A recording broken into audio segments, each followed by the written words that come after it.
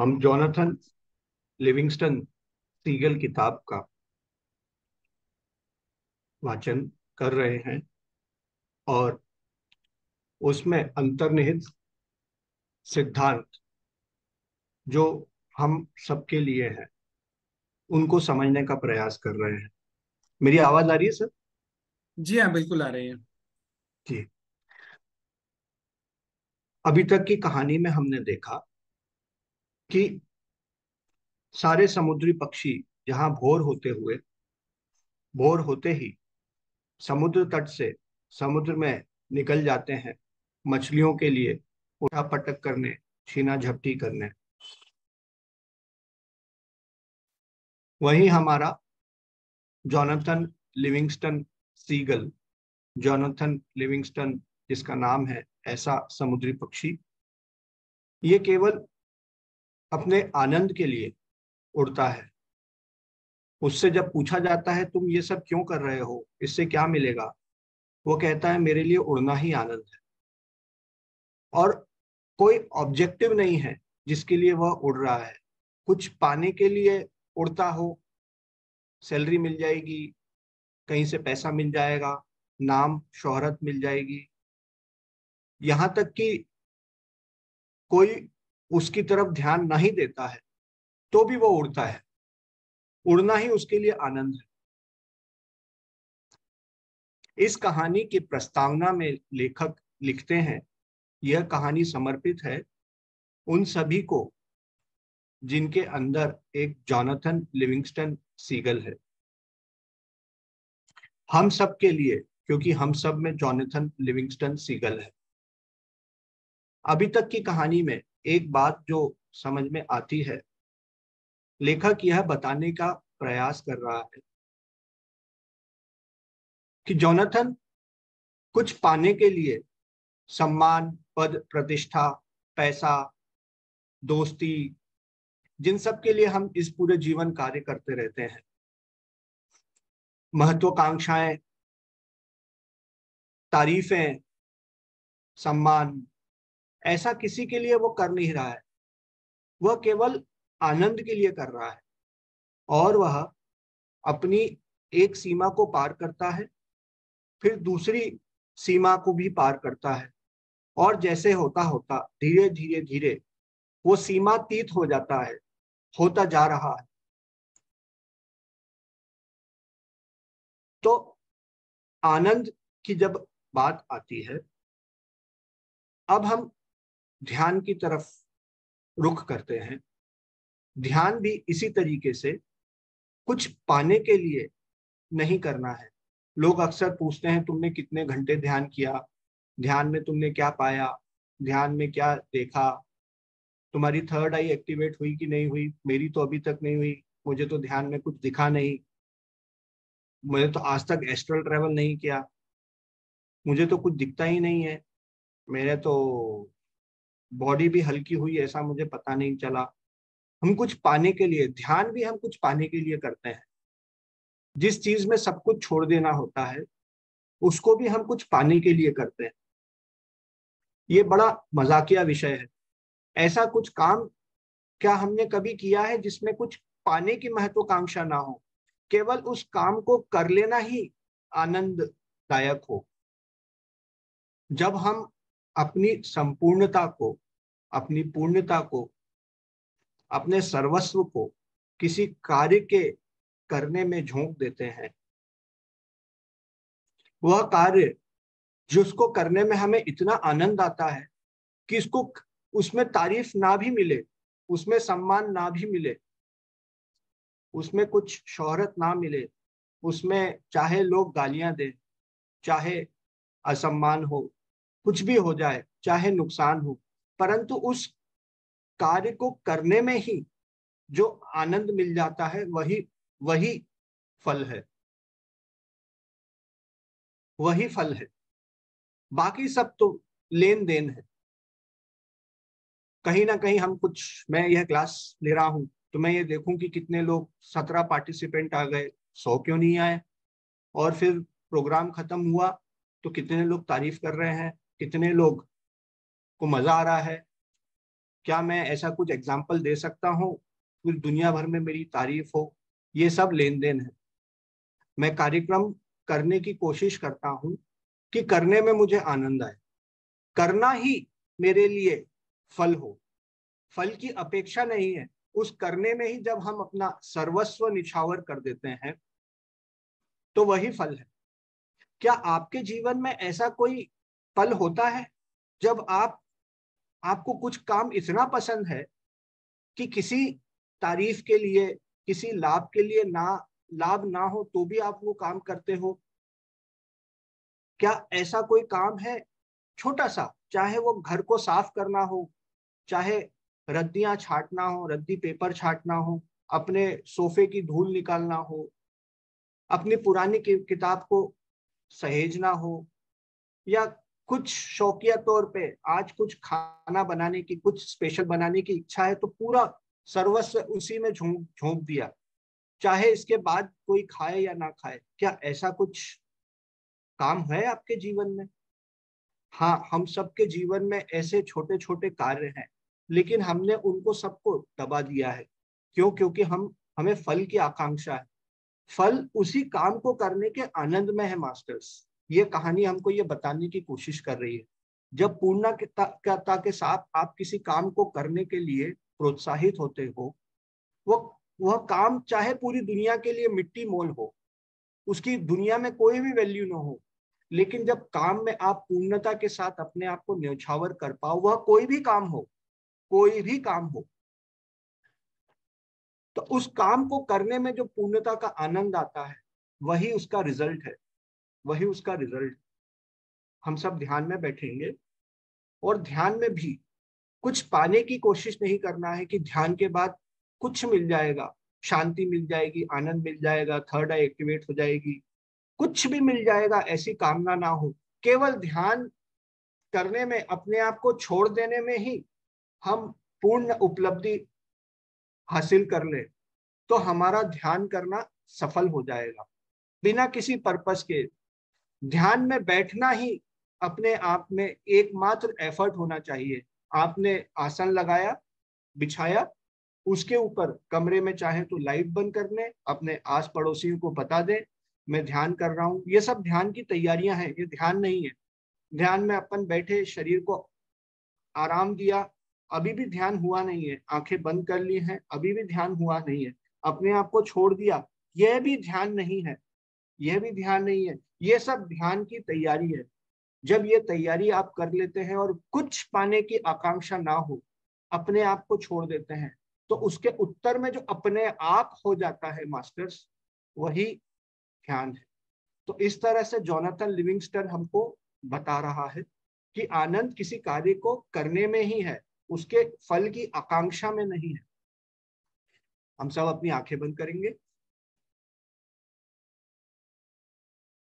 और ध्यान की तैयारी करेंगे। सर, उम्मीद है आपने सबको म्यूट कर लिया है।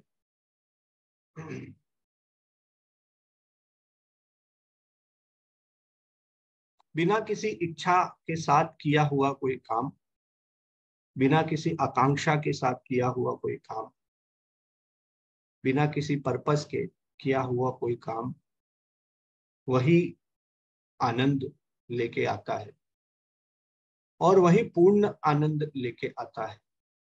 असली आनंद वह है जिसमें आप कुछ भी नहीं चाहते, कुछ भी नहीं मांगते, जो भी मिल जाता है फिर वह भगवान का प्रसाद है। ऐसे ही ध्यान में हम सब कुछ छोड़ के बैठ जाएंगे। चश्मे पहनने वाले चश्मों को उतार दें। आशा है आपने अपना मोबाइल स्विच ऑफ कर दिया हो। चाहे तो कमरे की लाइट कम कर सकते हैं। मोबाइल को अपनी आंखों से किसी साइड हटा सकते हैं। यह सब ध्यान नहीं है, ध्यान की तैयारियां हैं।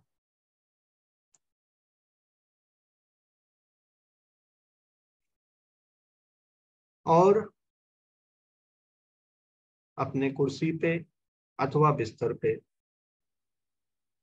अथवा जमीन पे बैठ जाना है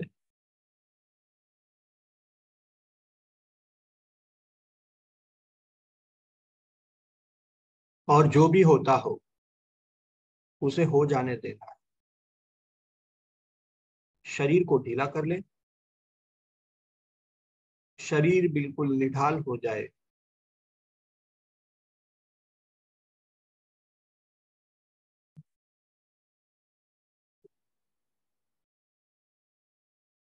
कुछ भी मांग नहीं है।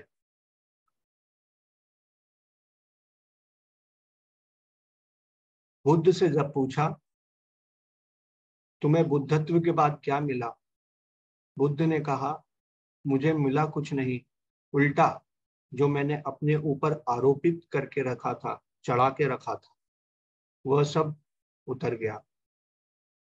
हम सब बुद्ध हैं, हम सब के अंदर वह ब्रह्म मौजूद है। हम उसे छुपा के रखे हुए, कहीं कुछ और मांग है। हमारी आंखें बाहर की ओर देखती हैं। क्या कोई ऐसी आंख भी है जो अंदर की ओर देखती हो? ध्यान एक वह आंख है जिसकी दिशा बाहर की तरफ नहीं, अंदर की तरफ होती है। यह वह आंख है जो बिना प्रयास के भी देखती है, जिसे खोलने की भी आवश्यकता नहीं होती, जो बस है आप सबके, मेरे अंदर, जो अनुभव करता है, जो दृष्टा है, उस तक पहुंचती है, पहुंचाती है। सब कुछ छोड़ देना है।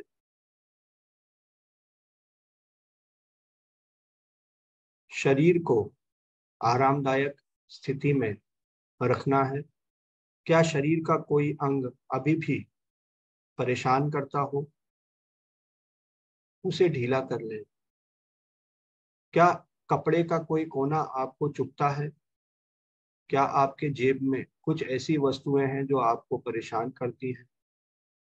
इन सब को ढीला कर दें, हटा दें। जब तक शरीर का आभास आपको होता रहेगा, आप कभी ध्यान में नहीं जा सकते।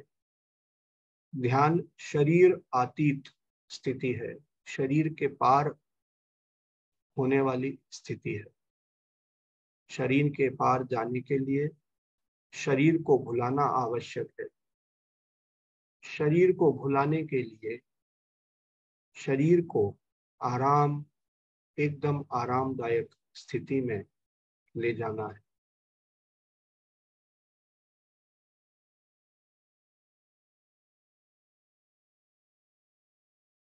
धीरे धीरे शरीर शिथिल शिथिल शिथिल होता जाता है। जब आप शरीर से काम लेना बंद कर देते हैं, शरीर अपने आप शिथिल होता जाता है, जड़ होता जाता है।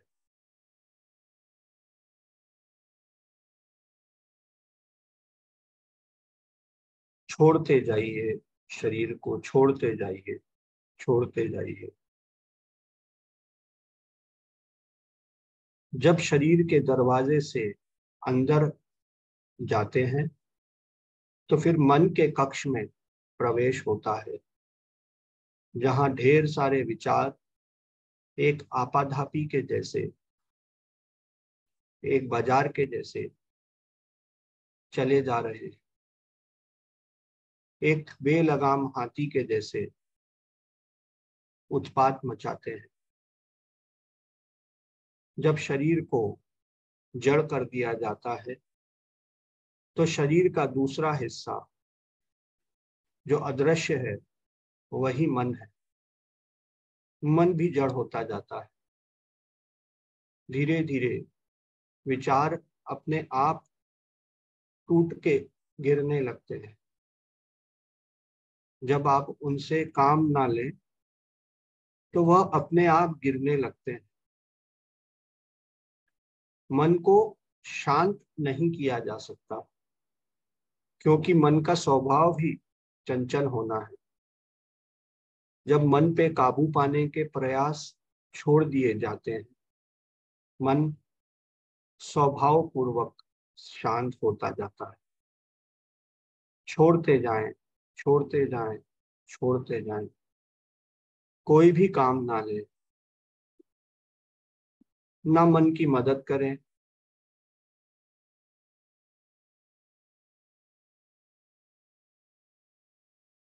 ना किसी तरह की रोक टोक करें, बहिष्कार कर दें, विमुख हो जाए, मुंह फेर लें, वहां से हट जाए, मन से किनारा कर लें।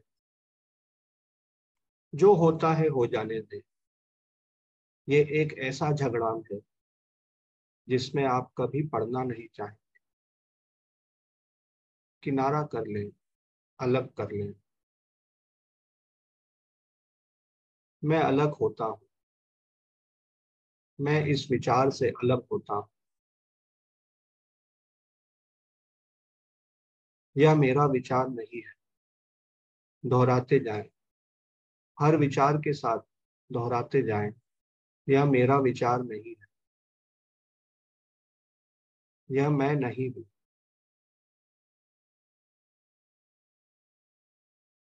यह कहीं बाहर से आया है, इसे मैं छोड़ता हूँ, मैं अलग हटता हूँ, मैं इसे छोड़ता हूँ। हर विचार के साथ बोलते जाएं, छोड़ता हूँ। और छोड़ने के लिए कोई प्रयास नहीं करना होता। छोड़ना तो अपने आप हो जाता है। और यह भी मुश्किल हो तो एक सामान्य सी श्वास पे बैठ जाए।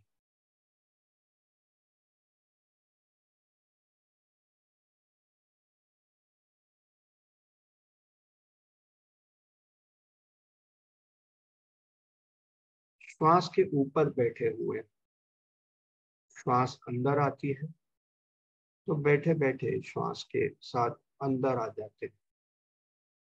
बाहर जाती है तो आप भी बाहर चले जाते हैं। किसी तरह का कोई प्रयास नहीं करते, किसी तरह का कोई कामना नहीं करते। जो होता है अपने आप होने देते हैं।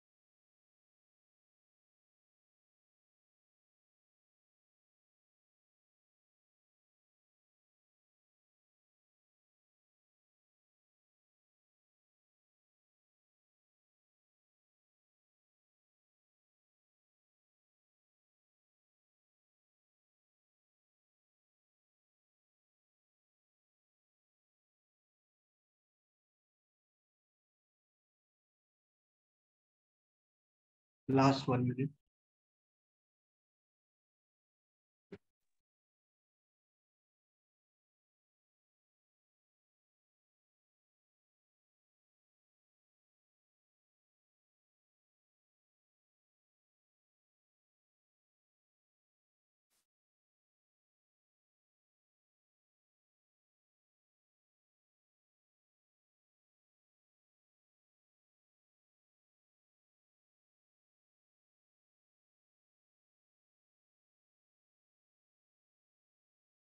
टेन, 9, 8, 7, 6, 5, 4, 3, 2, 1।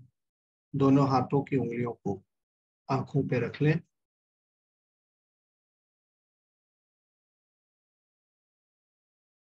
और इसी अंधेरे में धीरे धीरे आंखें खोलें।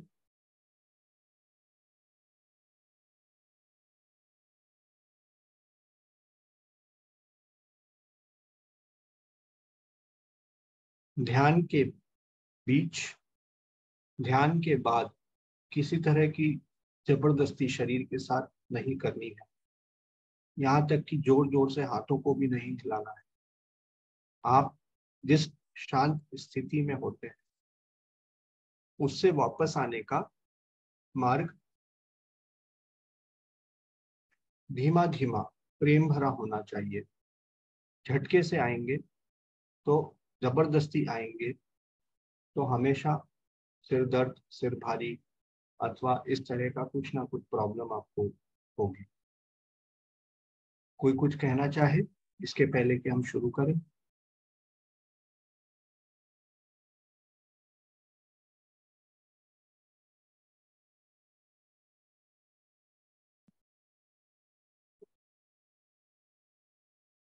तो हमने अभी तक देखा इस कहानी में कि आनंद की उड़ान है जोनाथन लिविंगस्टन सीगल की। उसे और कुछ नहीं चाहिए। वह उड़ान में ही आनंद खोजता है, साथियों को बताता है, परंतु पूरी पंचायत, पूरा गांव, पूरा पक्षी समुदाय उसे बहिष्कृत कर देता है।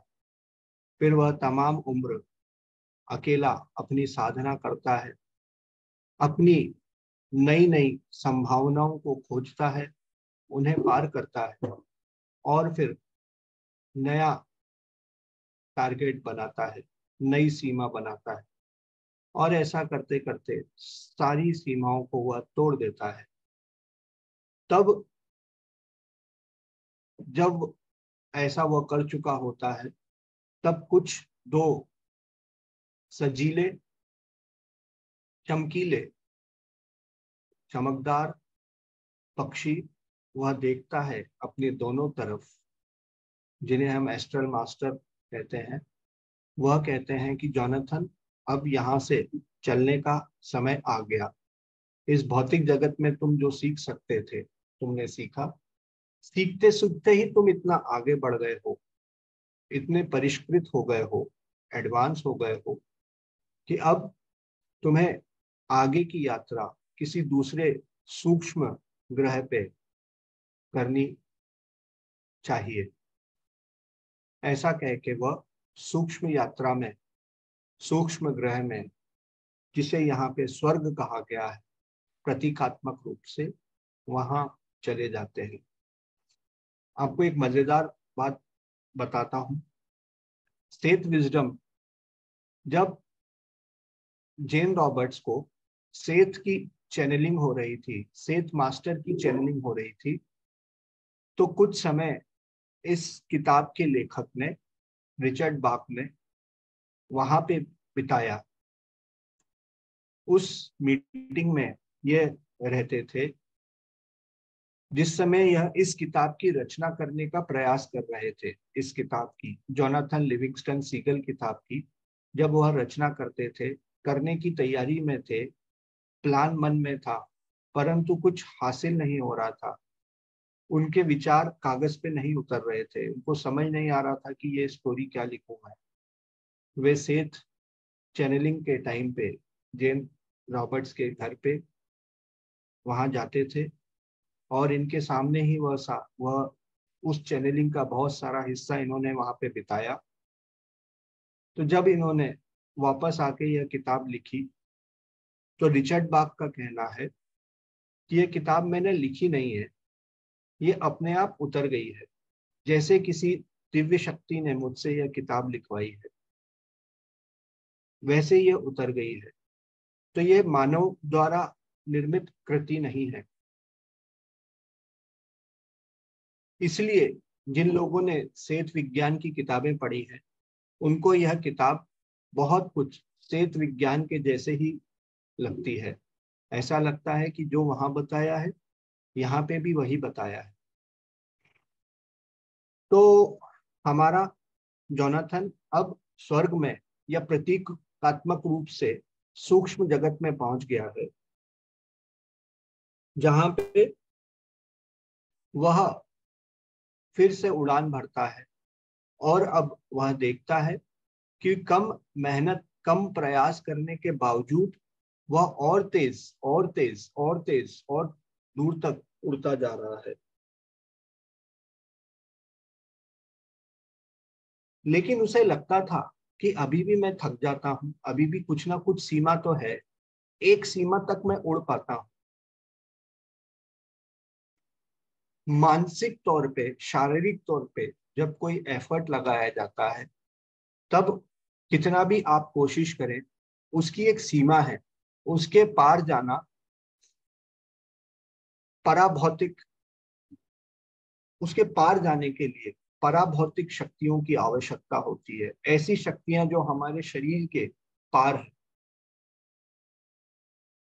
उसको समझ नहीं आता था कि यह सब क्या हो रहा है। दूसरी चीज वह यह देखता था कि इस सूक्ष्म जगत में इतने कम पक्षी क्यों हैं। यहाँ थकान बहुत कम होती है, ना के बराबर होती है, सोने की आवश्यकता नहीं होती है। तो जब यह सब नहीं है तो मुझे तो आसपास सूक्ष्म जगत में पक्षी पक्षी सीगल ही सीगल दिखने चाहिए। फिर भी यहाँ दूर अ, अ, अ, गगन में मुझे कुछ चुने गिने चुने पक्षी ही दिखते हैं। ऐसा होता क्यों है। उसने यह भी देखा कि इस सूक्ष्म जगत में भी सीखने के लिए जितना पृथ्वी पे मैंने सीखा था, जीवन के उपरांत सूक्ष्म जगत में भी सीखने के लिए बहुत कुछ है। वह रोज रोज कोशिशें करता, नए नए तकनीकें आजमाता।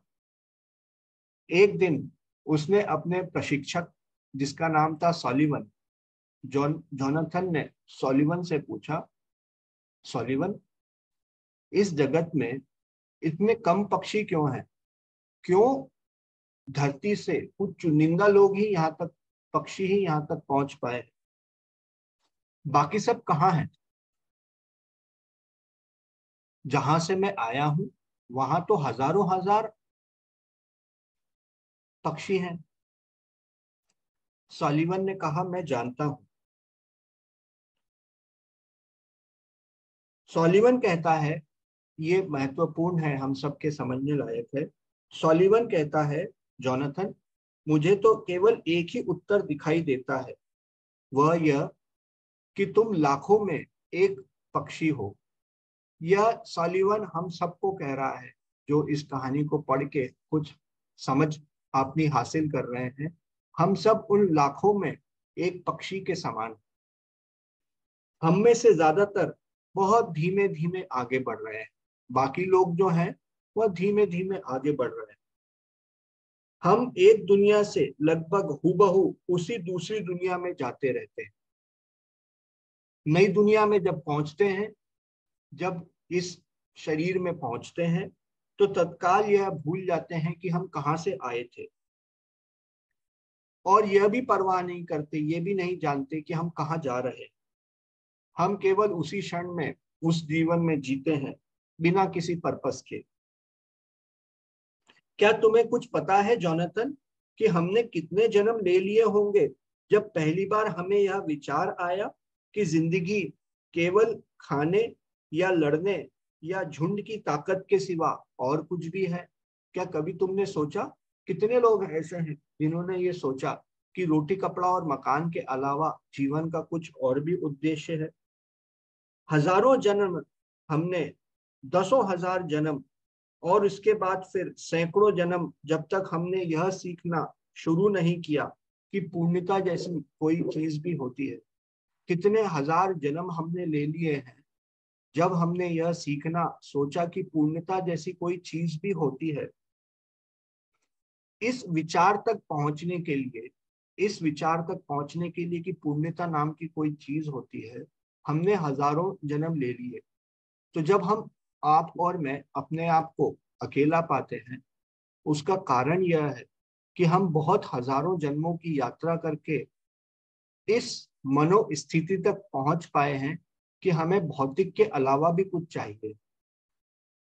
इनफैक्ट भौतिक तो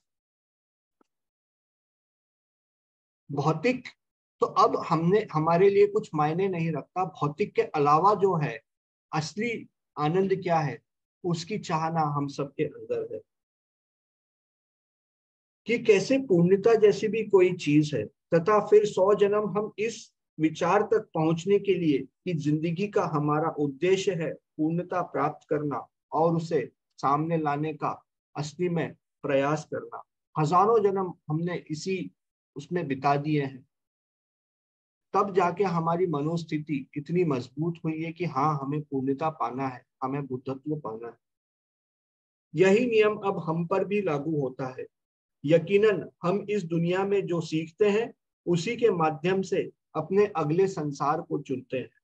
जब इस लेवल पे, जिस क्लास में इस संसार में हमारी यात्रा पूरी होती है, इसी क्लास में हमारी अगली यात्रा शुरू होगी। कुछ भी मत सीखो, कुछ भी मत सीखो, तो अगली यात्रा ठीक इसके जैसी ही होगी। जीतने और पीछे छोड़ने के लिए वही सीमाएं और वही भारी बोझ।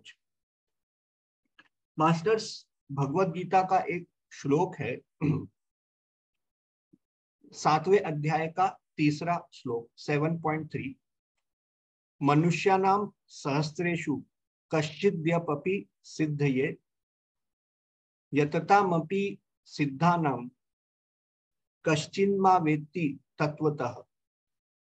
अर्जुन को श्री कृष्ण बताते हैं कि हजारों लोगों में, ये सब इस कहानी से जुड़ा हुआ है इसलिए मैं आपको बता रहा हूं, हजारों लोगों में कोई एक ही मुझे पाने की कोशिश करता है। मुझे यानी आत्मज्ञान को कृष्ण कहते हैं। कृष्ण का मतलब कोई शरीर नहीं, कोई प्रतिमा नहीं, कोई फोटो नहीं, आत्मज्ञान, कंप्लीटनेस, पूर्णता। हजारों मनुष्यों में से कोई एक ही पूर्णता पाने का कभी भी प्रयास करता है, और उन हजारों लोग जो प्रयास कर रहे हैं उसमें से भी कोई एक ही मुझे एक्चुअल में रियलाइज करेगा। 1000 लोगों में से कोई एक ही बुद्धत्व को पाने का प्रयास करता है, और उन 1000 प्रयास करने वालों में, कोशिश करने वालों में एक्चुअली पूर्णता के साथ, तत्व के साथ मुझे कोई एक ही पता कर पाएगा। हमारे पत्री जी की भी एक किताब है जिसका नाम है योग परंपरा। वहां इस जोनाथन लिविंग सीगल के इस एपिसोड, इस दृष्टांत के साथ वह जुड़ती है।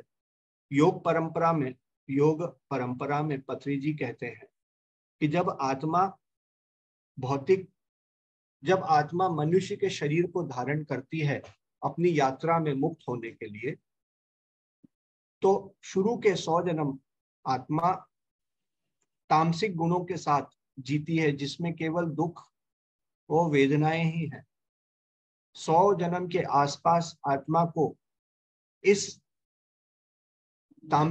तामसिक गुणों से, वृत्तियों से फ्रस्ट्रेशन होने लगती है। वह सोचती है इससे आगे यात्रा की जाए।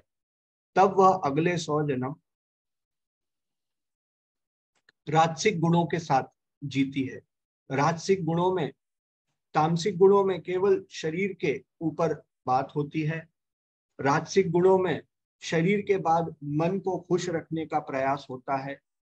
एम्बिशन होते हैं, मैं कुछ बन जाऊं, मैं किसी पंचायत का पंच बन जाऊं, मैं किसी कंपनी का मालिक बन जाऊं, मेरे नीचे लोग काम करें, मैं कोई बड़ा नेता बन जाऊं।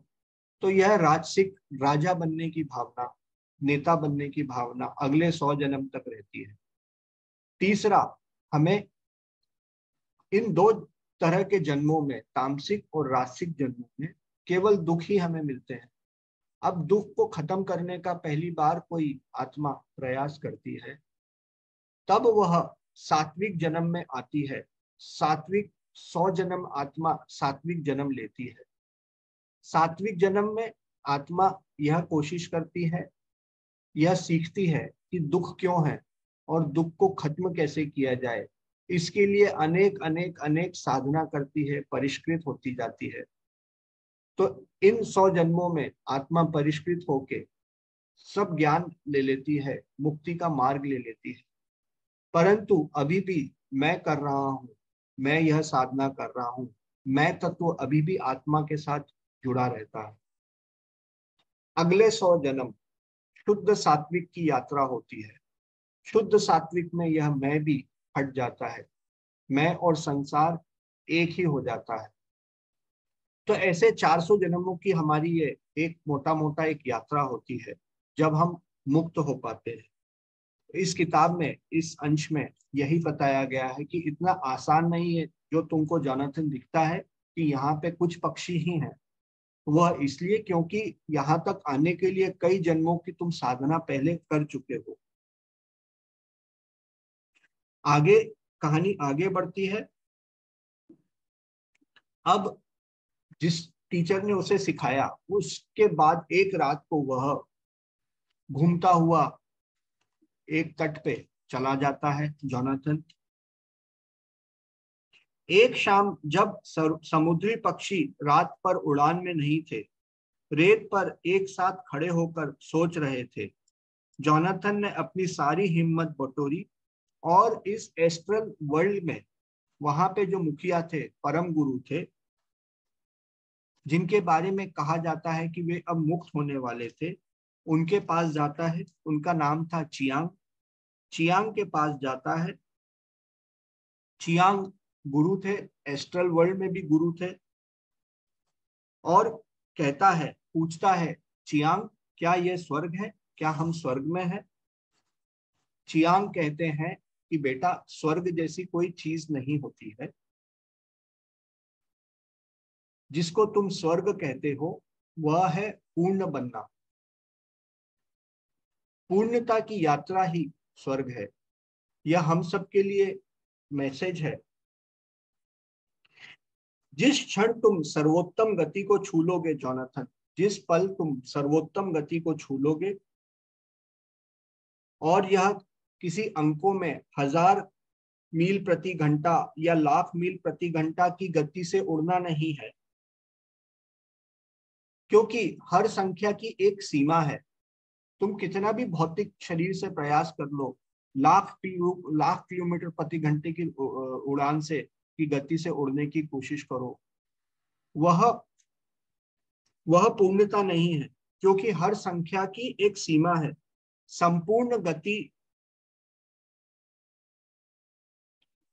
संपूर्ण गति से उड़ना का अर्थ है पूर्णता, पूर्णता को प्राप्त करना। पूर्णता को प्राप्त करने का मतलब है अपने आप को पूरा झोंक देना, अपने आप को, न केवल यह शरीर, न केवल यह मन, जो भी काम हम करते हैं उस काम में हम अपने आप को जब पूरी तरह से झोंक दें, तो जो आनंद होता है, जो आनंद हमें मिलता है, वही पूर्णता है। और उसी की हम सब की खोज है। हम सब अनजाने में कुछ सस्ती चीजों में अपना आनंद खोज लेते हैं। यहाँ इस किताब के इस स्थान पे हमें यह बताया गया है कि हमारी सबकी महत्वाकांक्षा पूर्णता को प्राप्त करने की है। पूर्णता तभी प्राप्त होती है जब हम अपना सर्वस्व उस काम को दे देते हैं। बिना किसी चेतावनी के चियांग गायब हो गए। जो गुरु थे वो गायब हो गए। 50 फीट दूर पानी के दूसरी छोर पर नजर आए। फिर वहां पलक झपकते ही वापस जोनाथन के पास आके खड़े हो गए। जोनाथन चकित रह गया। वह स्वर्ग के बारे में पूछना भूल गया। जोनाथन ने कहा, यह आप कैसे कर पाते हो? एक क्षण में आप उधर चले गए, दूसरे क्षण में आप इधर आ गए, यह सब कैसे हो रहा है? चियांग ने कहा, गुरु ने कहा कि तुम किसी भी समय किसी भी जगह जा सकते हो जहां तुम जाना चाहो। मैं हर जगह और हर समय में गया हूं जहां भी मैंने जाने की सोची है। अजीब बात है, जो पक्षी यात्रा जो पक्षी यात्रा की खातिर पूर्णता को नीची नजर से देखते हैं, वे कहीं नहीं जाते। ये हम सब के लिए एक मैसेज है। इस जन्म में हम यात्रा की खातिर पूर्णता को नीची नजर से देखते हैं, वे कहीं नहीं जाते। जो पूर्णता के लिए यात्रा को किनारे कर देते हैं, वे कहीं भी चले जाते हैं तत्काल। कहने का मतलब, जो पक्षी, जो मनुष्य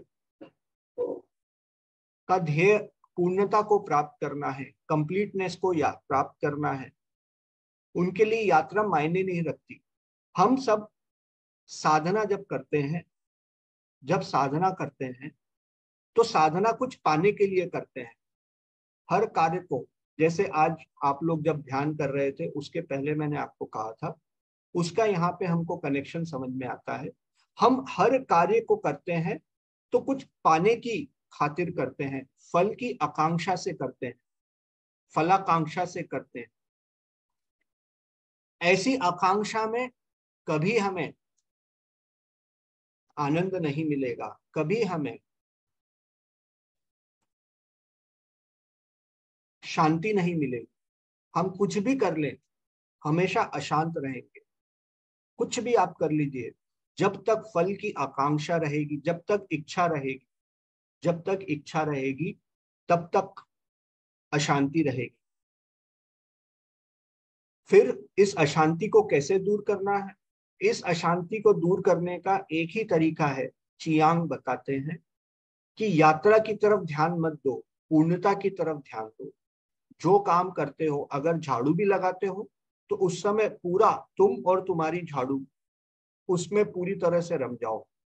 जब खाना बनाते हो तो पूरी तरह से खाना बनाने में अपना ध्यान दे दो। हम आमतौर पे जहाँ पे शरीर के साथ होते हैं, मन के साथ वहां नहीं होते। हम यहाँ होते हैं तो मन कहीं और होता है। हम हमेशा भटकते रहते हैं। तो चियांग कहते हैं कि पूर्णता, आनंद, शांति, मुक्ति तुम्हें तभी प्राप्त होगी जब तुम जहां जिस वक्त होते हो, अपने आप को पूरे तरह से वहीं पे झोंक दो। याद रखो जोनाथन, स्वर्ग कोई जगह या समय नहीं है, क्योंकि जगह और समय इतने अधिक अर्थहीन है। जगह और समय बिल्कुल अर्थहीन है। धीरे धीरे मास्टर हमें और गहराई में ले जाने का प्रयास यहाँ हो रहा है। जब मैं आपको कहता हूं कि आप एक टक होके यहाँ पे सुने, तो वह इसलिए नहीं है कि मुझे इसमें कुछ आनंद है। हाँ, आनंद है, मेरा भी मनोबल बढ़ता है। परंतु जब आप एक टक होके सुनते हैं, जब पूरी तरह से श्रद्धा लेकर सुनते हैं, तब आप कुछ प्राप्त करते हैं। मैं देखता हूँ यहाँ पे कोई मास्टर, मैं बताता हूँ तो खाना खा रहे होते हैं, कुछ और काम कर रहे होते हैं। कैसे मिलेगा? ये बहुत गहरी चीजें हैं मास्टर। इसको पाने के लिए सबसे पहले हमें सुपात्र बनना पड़ेगा, अन्यथा जैसा चल रहा है वैसा चलता रहे। हम समय और शरीर के अतीत हैं, ये बताया जा रहा है। एक एक मैं आपको जैसे जैसे आगे बढ़ते जाऊंगा, आपको एक मोती मिलते जाएंगे। आप उनको, जितने आपके अंदर सामर्थ्य है, आप उनको इकट्ठा करते जाइए। याद रखो जोनाथन, स्वर्ग कोई जगह या समय नहीं है। आप ये सोचते हो कि ये इतनी साधना करने के बाद एक जगह पे मैं पहुंच जाऊंगा, इतनी भगवान की भक्ति करने के बाद एक जगह मैं पहुंच जाऊंगा, वो स्वर्ग है या वह मुक्ति है। याद रखो जोनाथन, स्वर्ग कोई समय नहीं है जो कुछ समय बाद मिले, या कोई जगह नहीं है जहां तुम पहुंच जाओ, क्योंकि समय और जगह बिल्कुल अर्थहीन है। क्योंकि जोनाथन, तुम शरीर हो ही नहीं।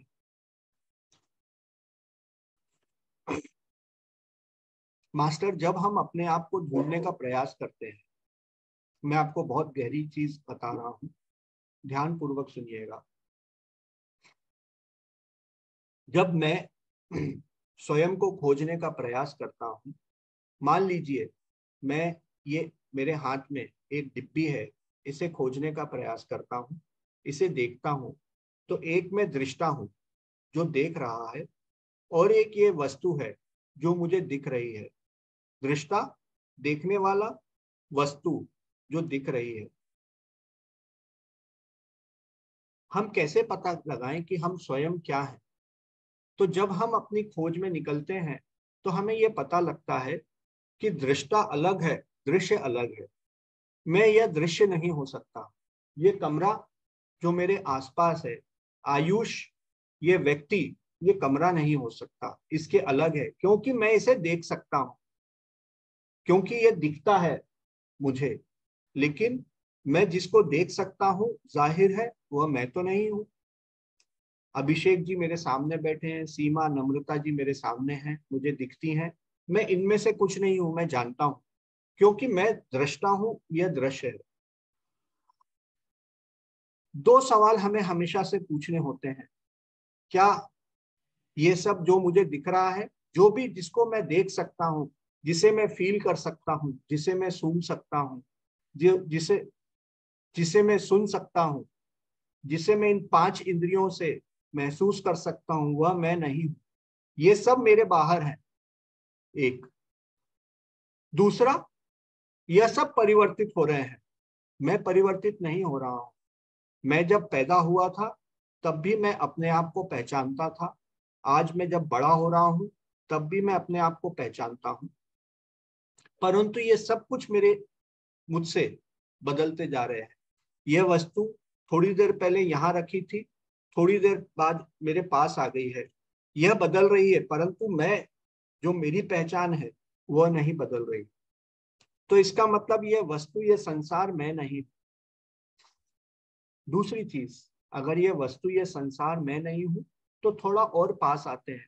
आप अपने आप से भी पूछिए, क्या आपके हाथों की उंगलियां, यह शरीर आपको दिखता है? तो जिस फॉर्मूले से हमने बाहर के संसार को अलग किया था, उस हिसाब से जिस चीज को मैं देख सकता हूं, इस शरीर को मैं देख सकता हूं, यह शरीर भी मैं नहीं हूं। यह शरीर मैं नहीं हूं, क्योंकि अगर यह उंगली कट जाए तो क्या मैं खत्म हो जाऊंगा? ये हाथ कट जाए तो क्या मैं खत्म हो जाऊंगा? ऐसे कितने लोग हैं जो बिना उंगली के, बिना हाथ के रहते हैं? ऐसे कितने लोग हैं जिनका शरीर जल जाता है, चमड़ी चल जाती है, वो फिर भी जिंदा है। पैर कट जाते हैं फिर भी जिंदा है। तो यह अंग मैं नहीं हूं, फिर मैं क्या हूं? अभी तक तो मैं अपने आप को यह शरीर मानता था। चियांग हमको यही बताने की कोशिश कर रहा है। अभी तक तो तुम अपने आप को शरीर मानने की कोशिश करते थे। तुम शरीर तो नहीं हो, फिर तुम क्या हो? इस शरीर को भी हटा दो, थोड़ी देर के लिए आंखें बंद करें। तो हम जब ध्यान करते हैं तब अपने विचारों को भी देख सकते हैं, मन को भी देख सकते हैं। हमें पता होता है कि यह मन शांत है, यह मन अशांत है। मन में कुछ चल रहा है, मन में कुछ नहीं चल रहा है। तो हम यह विचार भी नहीं है। अगर हम शरीर भी नहीं है, हम यह विचार भी नहीं है, तो हम क्या हैं? और गहराई में जाते हैं, भावनाओं को देखते हैं, क्योंकि विचार से भी गहरी भावनाएं हैं।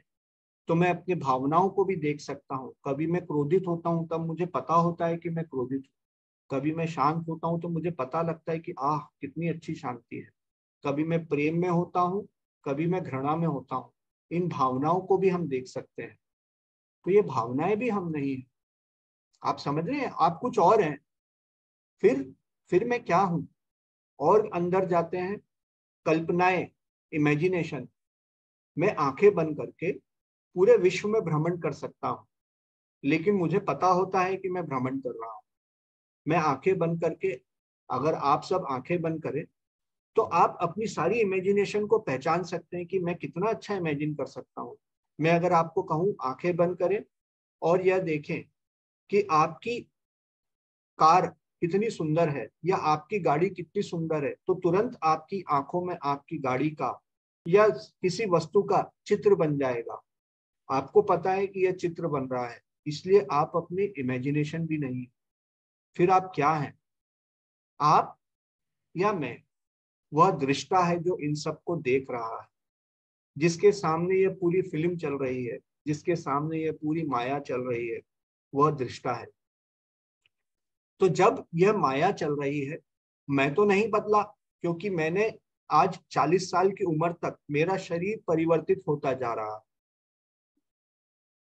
हम जब ब्लड डोनेट करने के लिए जाते हैं, खून रक्तदान करते हैं, तो कहते हैं कि 3 महीने के बाद आप फिर से रक्तदान कर सकते हो। क्यों?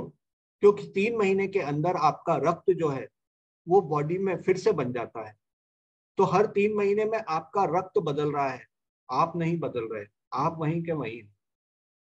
कुछ महीनों में आपके बाल फिर से बन जाते हैं, आपकी त्वचा कुछ महीनों बाद बन जाती है। जब किसी की हड्डी टूटती है तो 45 दिन का प्लास्टर लगता है, 45 दिन के बाद हड्डी वापस से बन जाती है।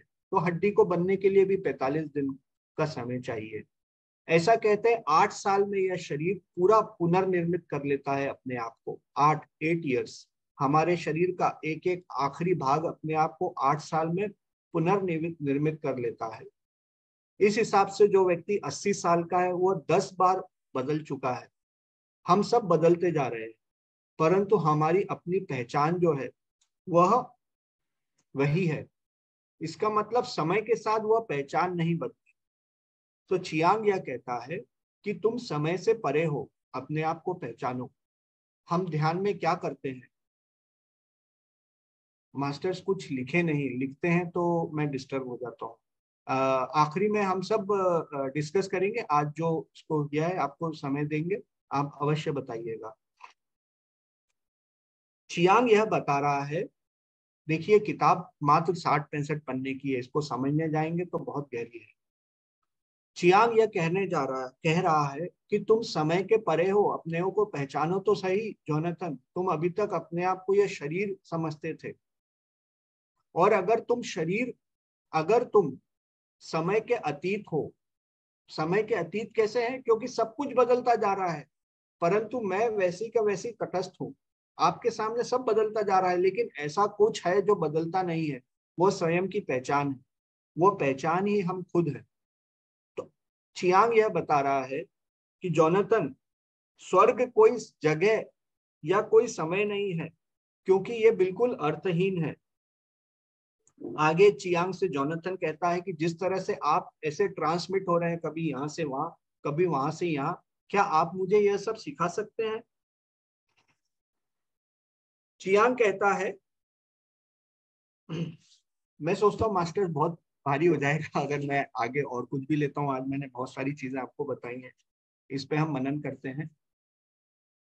आज हमने 3-4 चीजें जो सीखी हैं इस पुस्तक में, आज के चैप्टर में, वह यह है कि पहली बात कि हम जहां पर हैं इस अध्यात्म की यात्रा में, यहाँ तक पहुंचने के लिए हमने कई जन्मों के प्रयास किए हैं।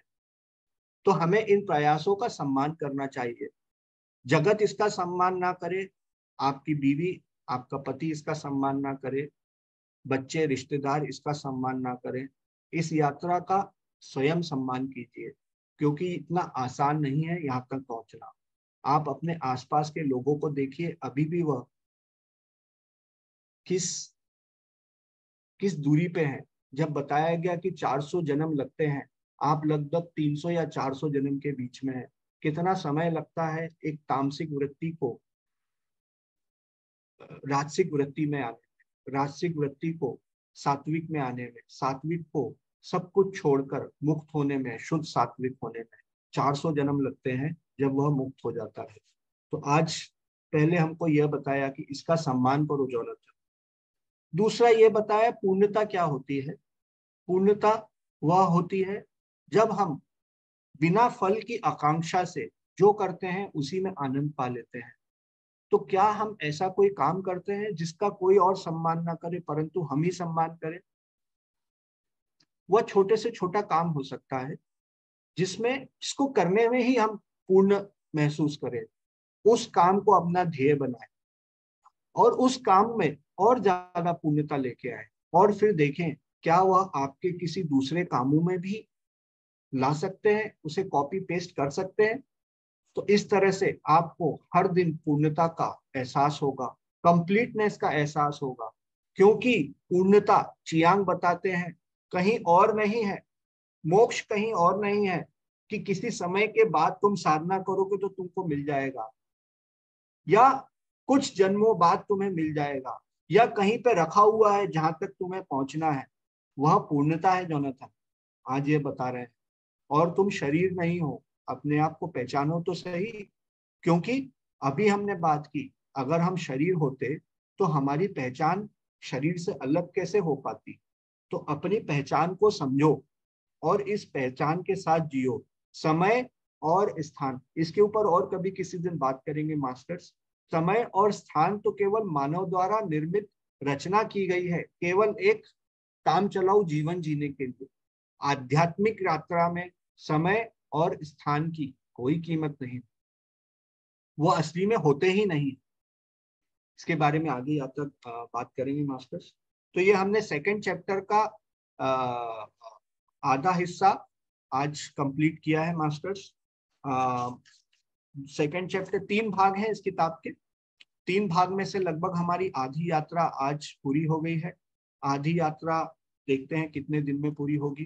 पूरा करना मेरा उद्देश्य नहीं है, कहीं भागना मेरा उद्देश्य नहीं है। इसके जरिए जब मैं आपको कुछ समझाता हूँ, जब मैं कुछ एक्सप्रेस करता हूँ, तो वह एक्सप्रेस करने में, आपको बताने में ही मैं बहुत सारी चीजें मैं खुद भी पा जाता हूँ। आप, अच्छा लगता है आप जब इसकी तारीफ करते हैं, इसका इसको इसको इसके बारे में अच्छी बातें कहते हैं। लेकिन जो चियांग बताता है, मैं भी अपने उस जीवन में उसे लागू करने की कोशिश करता हूँ कि जब किसी कार्य को किया जाए, उस कार्य में अपने आप को इतना झोंक दो कि काम करने में ही पूरा का पूरा आनंद आ जाए, फिर फलाकांक्षा नहीं रहती। यही है पूर्णता। इस पूर्णता को पाने का मैं भी प्रयास कर रहा हूँ। आप सब भी इसमें इसको समझें और इसको अपने जीवन में लाएं। ठीक है मास्टर्स। समय 10:15। हाँ, अब आप चाहें तो कुछ आपकी जो भी, याद रखें मास्टर्स, जब भी कुछ इच्छा हो तो बोलना चाहिए। बिना इच्छा के नहीं बोलना चाहिए, परंतु इच्छा हो तो रोकना नहीं चाहिए। जिस प्रकार से मैं अपने आप को एक्सप्रेस करता हूं तो मुझे कुछ सीखने मिलता है।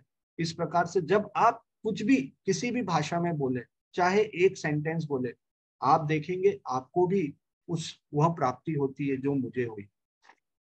मास्टर्स कुछ भी बोलना चाहें, मैं शेयर करना चाहें, आपका स्वागत है। मास्टर, बस एक क्वेश्चन था मेरा। आपने एक बात बताई कि हम हर तरीके से दृष्टा हैं, जो कुछ हम देख रहे हैं वो हर चीज दृष्टा है। लेकिन हम कहाँ पहुंचे वो अभी तक मेरे को समझ में नहीं आया है। हम कहाँ पहुंचे यानी? हम उस गहराई में कहाँ पे मिलेंगे? हम उस गहराई में कहाँ पे, यदि हम खुद दृष्टा है, हम सब कुछ देख रहे हैं, मतलब देख हम रहे हैं, दृष्टा हम बने, हम अपनी नजरों से देख रहे हैं, लेकिन हम अपने आप को नहीं देख पा रहे हैं। वो हम कहाँ ढूंढे अपने आप को? जब आप किसी चीज को ढूंढ लेंगे और वो आपको दिख जाएगा, तो जो दिख जाएगा वो दृष्टा होगा या दृश्य होगा? दृश्य। दृश्य होगा। तो दृष्टा खुद ही को ढूंढने का प्रयास कर रहा है। जो भी आपको दिखेगा वह दृश्य है। अब क्लियर हुआ। जो भी आपको दिखेगा वह दृश्य है। जो भी आपको फील होगा वह दृश्य है। जो भी आपको छुएगा, जो भी आपको सुनाई आएगा, जो भी आपको, जिसका स्वाद आपको आएगा, वह सब दृश्य है। आप कौन है? इन सबको महसूस करने वाले आप, वह दृष्टा है। समझे? कस्तूरी कुंडल बसे मृग ढूंढे वन माही, ऐसे घट घट राम है दुनिया देखत नाही। हम कहीं ढूंढने का प्रयास कर रहे हैं, कहीं खोजने का प्रयास कर रहे हैं। जिसको तुम खोजने का प्रयास कर रहे हो वही तुम हो, ऐसा कहा जाता है, आपने कभी सुना होगा, है ना? तो ये सवाल का जवाब ढूंढने के लिए ही संत अपना पूरा जीवन लगा देते हैं कि मैं कौन, मैं कौन, मैं कौन, मैं कौन। फिर जो जो मिलता जाता है उसे छील के हटाते, छांट के हटाते जाते हैं। मैं तो ये नहीं हूँ, मैं तो ये नहीं हूँ, मैं तो ये नहीं हूँ, मैं तो ये नहीं। फिर मैं कौन हूँ? मैंने आपको शॉर्टकट आंसर दे दिया है कि आप अनुभव करता है, आप साक्षी हैं। असली उत्तर वह होगा जो आपके अंदर से निकल के आएगा। अरे हाँ, मैं तो अनुभव करता हूँ, मैं तो दृष्टा हूँ, मैं तो साक्षी हूँ, मैं तो देखने वाला हूँ। इसको पाने का सबसे सरल तरीका है, अपने अंदर एक टैटू बना लीजिए, अपने हाथ में एक टैटू बना लीजिए। दिन में 10, 20, 25, 50 बार इसको कहिए कि मैं तो दृष्टा हूँ, मैं तो दृष्टा हूँ। जब हम ध्यान करते हैं, इसलिए मैं आपको सब कुछ गिराने की कोशिश करता हूँ कि सब कुछ गिरा दो, क्योंकि तुम वो हो ही नहीं। और कुछ पाने की कोशिश भी मत करो, कुछ खोजने की कोशिश भी मत करो। जो आपका प्रश्न है ना, मैं खोजूं कैसे, कुछ खोजने की कोशिश ही मत करो। जब सब कुछ हट जाएगा, सब कुछ चला जाएगा, जो बचेगा वो मैं, जो कुछ बचेगा वो मैं हूं। परंतु वह दिखेगा नहीं। इसी को आत्मा कहा है। इसलिए तो आत्मा, हम आत्मा कहते हैं। आत्मा शब्द में संस्कृत में आत्म होता है। आत्म, आ आधा त और म, आत्म, है ना। इसको कहते हैं कि वह दिखती नहीं है, वो सुनाई नहीं आ सकती, सुनाई नहीं हो, वो सुनी नहीं जा सकती, जो देखी नहीं जा सकती, परंतु फिर भी है, फिर भी है, वह है। इसके बारे में और किसी दिन लेंगे। गीता में आत्मा को बहुत सारे श्लोकों में डिफाइन किया हुआ है। मैंने भी काफी उसे समझने की कोशिश की है। कभी ऐसा होगा तो चुनिंदा कुछ 10, 15, 20 गीता के श्लोक हम लेंगे। मेरी समझ, और मैंने तत्वर्ती सर की क्लास अटेंड की थी, उसकी समझ, तो हम अपने आप को जानने की कोशिश करेंगे कि मैं कौन।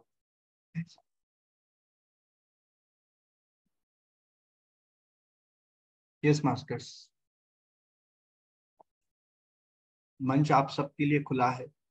जो भी आप कुछ बोलना चाहें, आपको कुछ समझा इन 3 दिनों में, आपको कुछ अच्छा लगा, कुछ आपको बुरा लगा, खुल के बोलिए, मुझे अच्छा लगेगा, आपको भी अच्छा लगेगा मास्टर।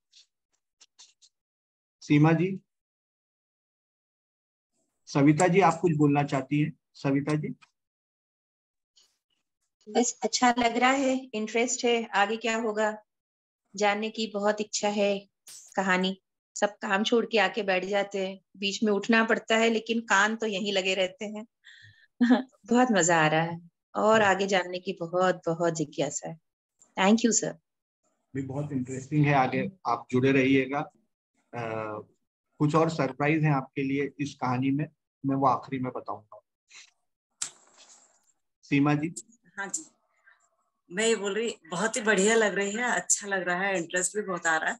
जैसा कि आपने कहा, मृग का उदाहरण आपने लिया, तो मृग के जो है नाभि में ही कस्तूरी रहती है, उसकी खुशबू उसको आती रहती है, लेकिन वो पूरे जंगल में उसको ढूंढता फिरता है। वही हाल हम लोगों का भी है। जो हमारे अंदर है आत्मा, उसको छोड़ के हम सब जगह घूमते हैं ढूंढने के लिए। कभी हम भक्ति करते हैं, कभी कहीं और मास्टर्स के पास जाते हैं, लेकिन जब अगर अपन अपने अंदर उतरेंगे तो सभी कुछ पालेंगे। बस इतना मैं अपनी तरफ से जो मैंने समझा वो आपको बता रही हूँ। बाकी बिल्कुल सही, थैंक यू। बिल्कुल सही। नितेश जी, विश्वकर्मा जी। थैंक्स सर, आपका जो विजडम था बहुत प्यारा था।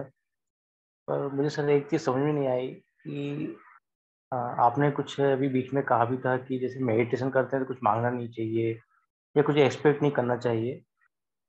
पर अभी मैं जो लॉ ऑफ वन जो बुक पढ़ रहा हूँ, या कुछ मैंने ऐसे बुक में देखा मैंने, तो उसमें ऐसा कहा गया था जब तक आप मांगोगे नहीं आपको मिलेगा भी नहीं। तो थोड़ा सा ये कंफ्यूजन वाला सिस्टम हो रहा था, तो समझाएंगे सर थोड़ा सा? जिस ध्यान को मैं ध्यान समझता हूँ, वह ध्यान जी। होता है जब हम अपने शरीर को भी बंद कर देते हैं, जब हम अपने मन को भी बंद कर देते हैं, मन से अलग हट जाते हैं, तब जिस जगह पे आप होते हैं वह ध्यान है। अगर देखिए, मन भी शरीर का ही हिस्सा है। शरीर का हिस्सा जो दिखता है उसे आप शरीर कहते हैं, शरीर का हिस्सा जो नहीं दिखता है उसे आप मन कहते हैं। ठीक है। जब आप दुखी होते हैं, जब आप दुखी होते हैं तो किसी ना किसी तरह की शरीर की बीमारी आपको आ जाती है। तो मन और शरीर एक दूसरे से कनेक्टेड है।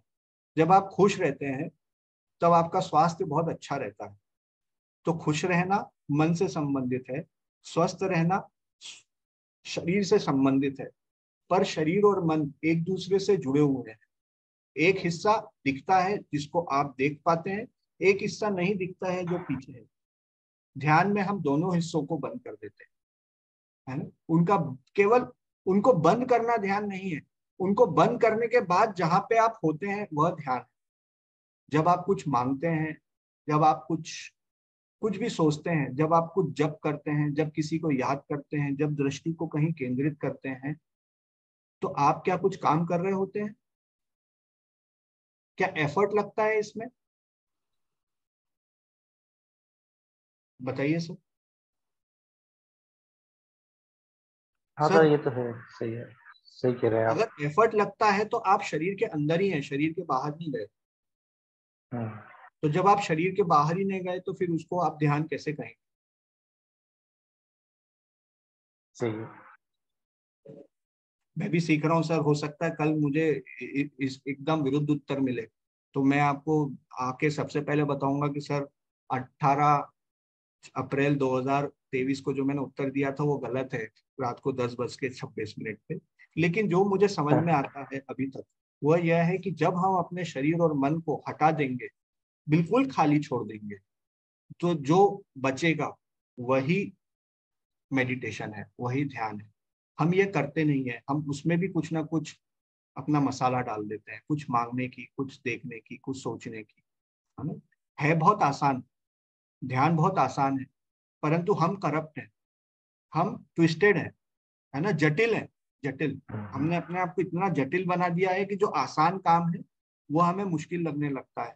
जैसे कोई व्यक्ति जब शीर्षासन में होता है ना, उसको याद नहीं रहे कि वो शीर्षासन कर रहा है, तो उसे सब कोई उल्टा दिखेगा, सब कोई, तो उसको लगेगा पागल हो गए, उल्टे क्यों खड़े हैं। अरे भैया, तुम शीर्षासन में हो, तुम सीधे हो जाओ तो दुनिया सही लगने लगी। वैसा है, हम सब शीर्षासन कर रहे हैं और ध्यान जैसी आसान चीज हमें मुश्किल लगने लगती है, हम खुद मुश्किल बना लेते सही है। Thank you sir, thank you very much. हैं।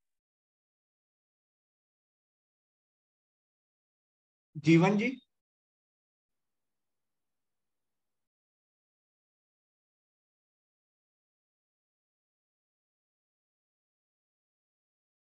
वंशिका जी।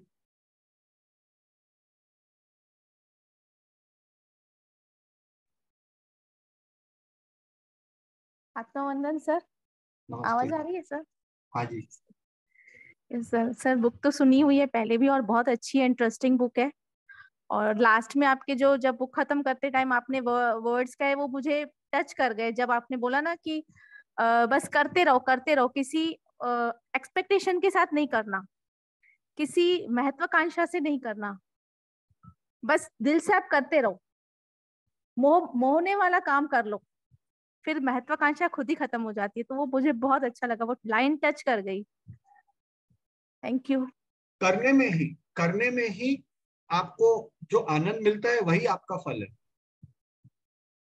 करने में ही जो मिलता है।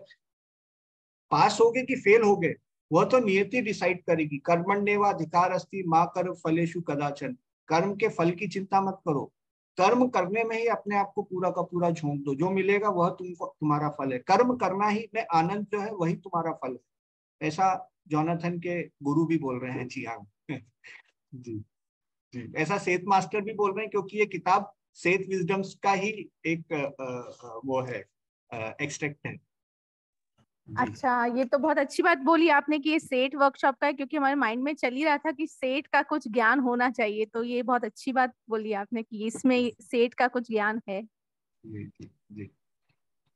ये किताब के जो लेखक हैं वो सेठ विजडम की क्लासेस अटेंड करते थे। जब सेठ विजडम चैनलाइज हो रहा था जेन जेन रॉबर्ट्स को, तब इसके लेखक, तो उन्होंने वहीं से कल्पना ली के अपनी ये किताब लिखी है। हमने शुरुआत में बताया था इसको। और किसी मास्टर को कुछ कहना हो तो स्वागत है, नहीं तो हम 10:30 हो गए हैं। अभिषेक जी एंड करें फिर आज। बहुत सुंदर सेशन लिया आपने आयुष जी। नमस्ते रुचि जी। हाँ बहुत सुंदर, और आपका समझाने का तरीका और चीजों को एक्सप्लेन करने का तरीका बहुत सुंदर है, और बहुत कहना चाहिए बहुत सरल शब्दों में आप समझाते हैं जो हमारी डेली लाइफ से रिलेटेड होती है। बहुत कॉम्प्लिकेशन नहीं होता उन बातों को समझने के लिए कि अच्छा ऐसा। चलिए हम तो ठीक है, बाकी कोई जो बिगनर्स हैं उनके लिए बहुत आसान है कि रूटीन की छोटी छोटी सी चीजें अगर हम इतनी इतनी सी भी अवेयरनेस लेकर आएंगे तो बहुत आसान है ध्यान करना और इन बातों को समझना। नहीं तो हो सकता है कुछ लोगों को ऐसा लगे विजडम शेयरिंग है, बुक्स हैं, उन लेखकों की हैं, पता नहीं हमें समझ में आएंगी कि नहीं। पर नहीं, बहुत बहुत सुंदर तरीके से आपने उनको समझाया है, और हम ये चाहेंगे कि आप हमारी टीम के साथ हमेशा जुड़े रहें। Thank you so much. Thank you. Thank you masters, thank you so much. Thank you Ruchi ji, thank you so much. क्या करें अभिषेक सर? कल कंटिन्यू करते हैं सर। कल कंटिन्यू करते हैं। कल हम इस सेकंड चैप्टर का एंड करते हैं और देखते हैं मास्टर्स आगे का। Thank you so much. और मास्टर्स एक अनाउंसमेंट था, आप लोगों को सबको न्यूज तो मिली गई होगी, और आयुष जी आपको भी पता चल गया होगा, श्री प्रवीण भाटिया जी अपनी चैनल पे आ रहे हैं 21 तारीख को। तो जो भी मास्टर्स यहाँ पे हैं सबको बस एक इन्फॉर्मेशन देनी है, 21 तारीख को रात में 9 बजे प्रवीण भाटिया जी हम लोगों के साथ में होंगे। जिसके जो भी क्वेश्चंस हैं ले सकते हैं, पूछ सकते हैं, आखिरी में क्वेश्चन आंसर का सेशन भी हो सकता है। तो आप लोग अपने अपने क्वेश्चंस तैयार रखें, प्रवीण भाटिया जी के साथ अपन लोगों को सबको रहना है। बस यही इंफॉर्मेशन थी masters. Thank you so much masters. कल 9 बजे फिर मिलते हैं, है ना? समय पे आइए, समय पे हम अपना कार्यक्रम शुरू कर। Thank you so much and good night.